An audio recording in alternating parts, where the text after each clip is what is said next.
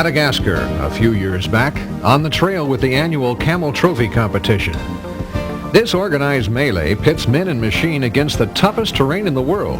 The 4x4 designated for the contest? Range Rover, a rather exceptional vehicle. Of course, there are some stretches where even the world's finest four-wheel drive vehicle needs a little help. This is actually a winching exercise.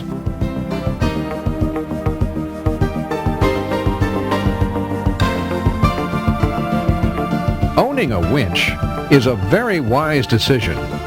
You've just increased the go-anywhere capability of your Range Rover and added some peace of mind for off-road adventures. Although having a winch can increase your fun, winching is a very serious matter. It is not a spectator sport. Careless winch operation can result in serious injury and property damage. Before trying to use your winch, read the operator's manual and take some time to learn the components and their function. First, let's take a look at the components. A winch is simply a motorized drum for spooling and unspooling wire rope. A freewheeling clutch enables the winch drum to free spool, allowing the cable to be easily pulled off the drum without using winch power. A hook is attached to the cable, 100 feet of 5/16-inch aircraft quality wire rope, which is fed through a roller fair lead, which guides the rope evenly onto the drum. The remote control power lead selects the direction of drum rotation and allows operation of the winch from a safe location. The accessory kit contains gloves, snatch block or pulley block, a tree protector strap, choker chain, and 2 D-shackles or clevises. We'll call them D-shackles. Get familiar with the winch so you can practice tensioning the cable on the drum under a light load of between 500 and 1,000 pounds. Before undertaking any winch operation, always put on gloves. Release the freewheel clutch and spool out all but the last 5 turns of cable. Remember, always keep a minimum of 5 turns on the drum. Under a heavy load with fewer wraps, a cable could pull free from the drum, so those 5 wraps will ensure that the cable will remain firmly attached. Secure the hook to a suitable anchor. Plug in the control and feed it through the driver's window. The best place to perform any winching operation is from inside the vehicle.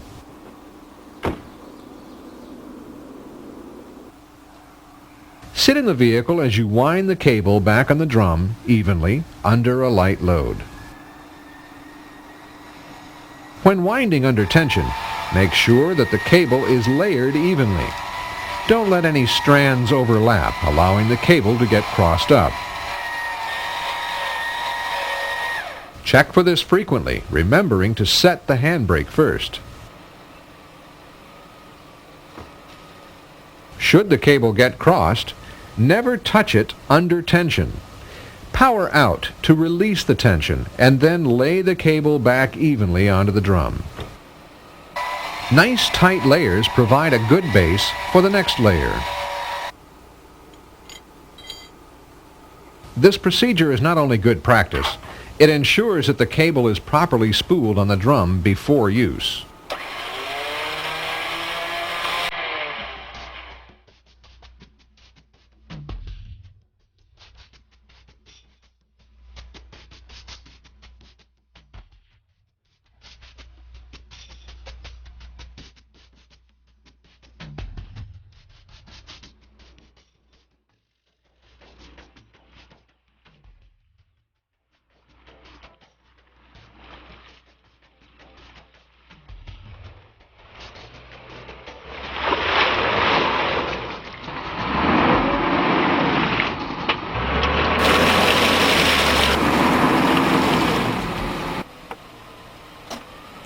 When you find a situation where you need to use your winch, take time to think about what you are about to do.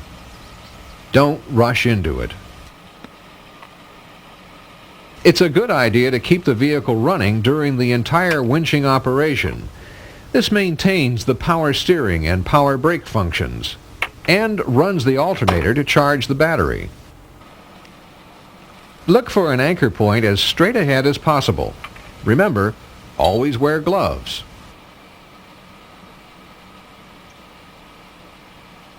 With the clutch in the free spool position, you can play out cable much faster than by powering it out.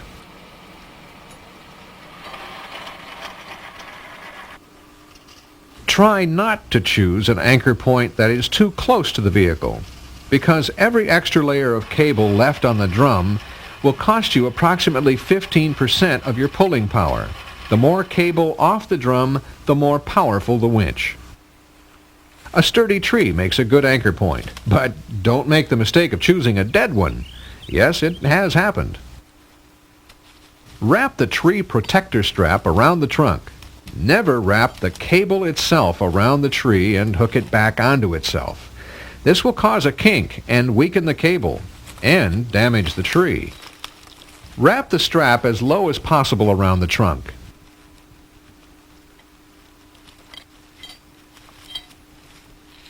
Insert the D-shackle through the strap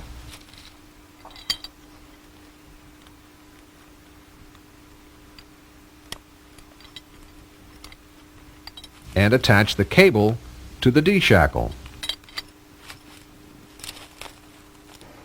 If a tree is not nearby, other anchor options could be another vehicle, a large boulder, or a man-made anchor. Check your winch operating manual. Engage the clutch on the winch. Connect the controller only when you are finally ready to winch. This should be the last step of preparation to avoid any accidental winch operation.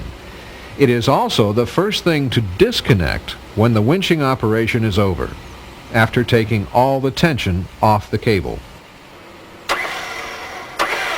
Begin by taking up slack slowly, making sure the cable is wound on the drum smoothly. When the slack is taken up, check the connections at the anchor point without touching the cable or other equipment. Remember, never touch the cable while it's under tension.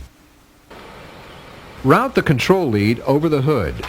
Try wrapping the control around a windshield wiper to keep the cord clear of the tires. Performing the winching operation from inside the vehicle, well away from the cable, makes good sense. This allows you instant response to steer and use the brakes if needed. Run the winch to increase the load on the cable.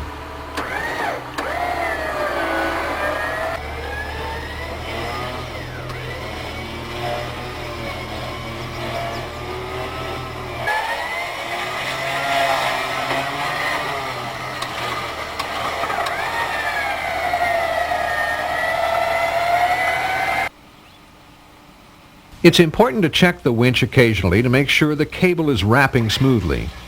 Many times during the recovery, the cable will cross. Power out to let the tension off the line, then spool in evenly.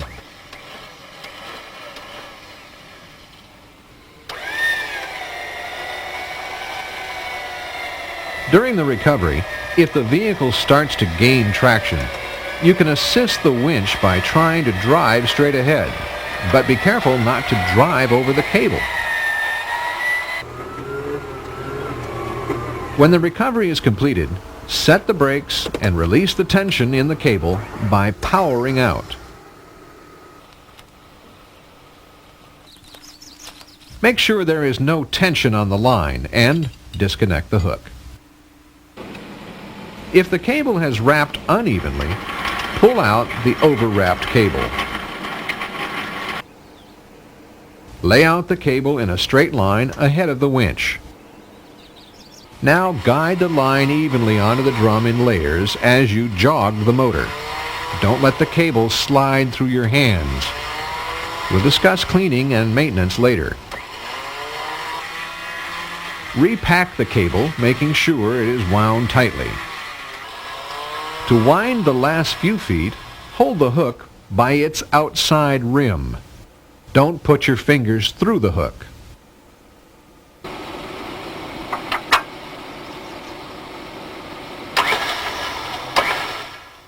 Here's another situation when a snatch block will help in a tight spot. It occurs when you can't pull out a lot of cable to have the full pulling capability of the 8,000-pound winch. This will be a double line pull using a snatch block. Refer to the winch owner's manual for more detailed information on rigging a snatch block. Using the snatch block will double the pulling power and reduce the draw on the battery. However, it will also reduce the line speed.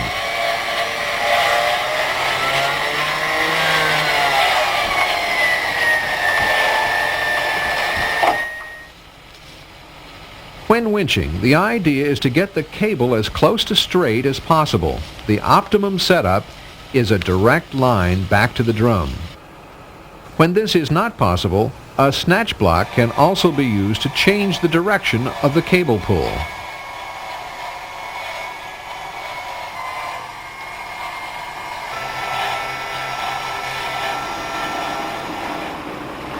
Driving off the beaten path is a privilege.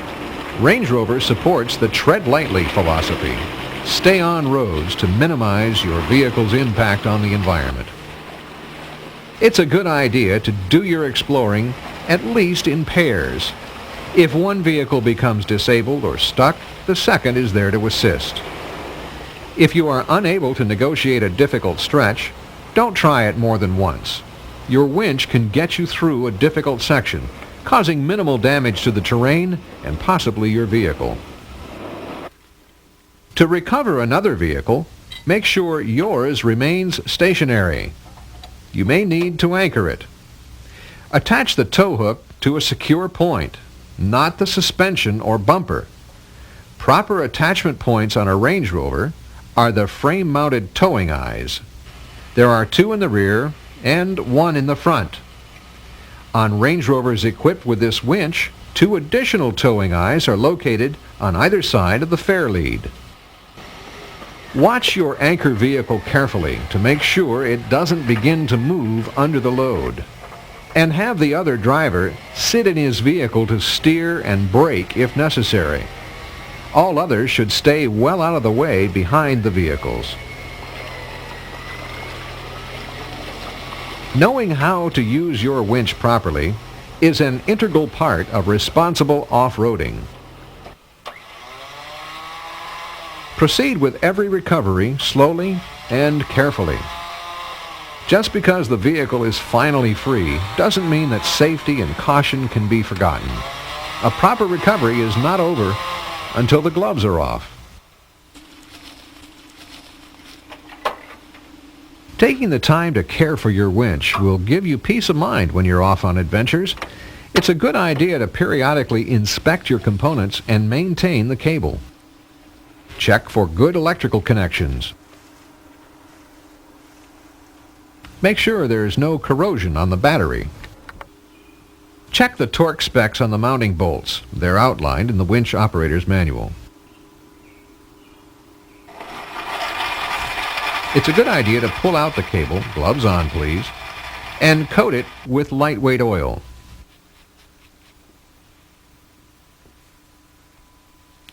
Run a rag down the cable and check for kinks and burrs.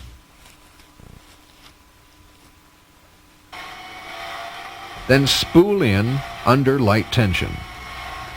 When working with a winch, safety is the #1 concern. Make sure you read the safety precautions in the winch owner's manual. Your winch is just that, a winch, never a drag chain. Don't be tempted to tow a stump or log or another vehicle.